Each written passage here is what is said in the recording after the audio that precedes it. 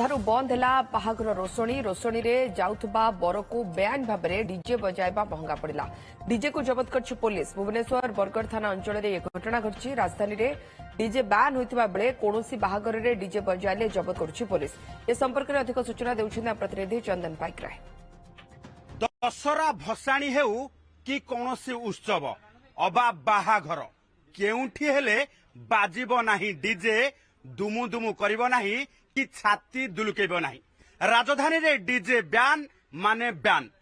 ଏବେ ବାହାଘର ଋତୁ ଚାଲିଥିବା ବେଳେ କିଛି ଲୋକ ବାହାଘର ସମୟରେ ଏଇଭଳି ଭାବେ ଦୁଲୁକେଇ ଦୁଲୁକେଇ ନାଚିବା ପାଇଁ ଏବେ ଆୟୋଜନ କରୁଛନ୍ତି ଏବଂ ଡିଜେ ବଜେଇ ବାହାଘରର ରୋଷଣୀ ନେଉଛନ୍ତି।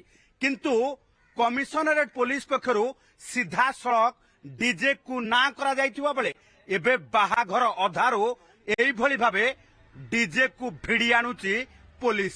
ଅର୍ଥାତ୍ ଆପଣ ଯଦି କୌଣସି ବାହାଘର ପାଇଁ ରାଜଧାନୀରେ ରୋଷଣୀ ନେଉଥିବେ ଆଉ ଡିଜେ ସାମିଲ କରିଥିବେ ତେବେ ହୁସିଆର ହେଇଯାଆନ୍ତୁ, ନଚେତ୍ ଆପଣଙ୍କୁ ବିନା ରୋଷଣୀ, ବିନା ବାଜା ଏବଂ ବିନା ଦୁମଦୁମରେ ଏବେ ନିରଳା ଭିତରେ ବାହାଘର ନେଇଯିବାକୁ ପଡ଼ିବ।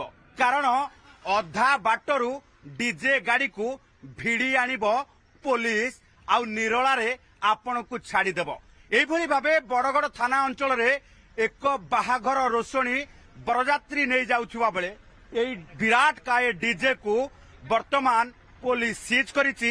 କାରଣ ହେଉଛି ଦୁମୁ ଦୁମୁ କରି ରାସ୍ତାରେ ଯାଉଥିଲା, ଛାତି ଦୁଲୁକେଇ ସମସ୍ତଙ୍କର ହାର୍ଟବିଟ୍ ବଢ଼ଉଥିଲା, ଯାହାକୁ ନେଇ ପୋଲିସ ପାଖରେ ଖବର ପହଞ୍ଚିବା କ୍ଷଣି ସମ୍ପୃକ୍ତ ଡିଜେ ମାଲିକଙ୍କୁ ତୁରନ୍ତ ଡିଜେ ବନ୍ଦ କରିବାକୁ ନିର୍ଦ୍ଦେଶ ଦିଆଯାଇଥିଲା ଏବଂ ଏ ବିଶାଳ କାୟ ଡିଜେକୁ ସିଜ୍ କରି ଥାନାକୁ ମଧ୍ୟ ଅଣାଯାଇଛି ଏବଂ ଚେତାବନୀ ଦିଆଯାଇଛି ଯେକୌଣସି ବ୍ୟକ୍ତି ବାହାଘର ସମୟରେ ଏଭଳି ଦୁଲୁଦୁଲୁକେଇ ଡିଜେ ନେଇକି ଯାଉଥିଲେ କାହାର ଆଉ ଛାତି ଥରିବ ନାହିଁ, ସିଧା ବରର ଛାତି ଥରିବ।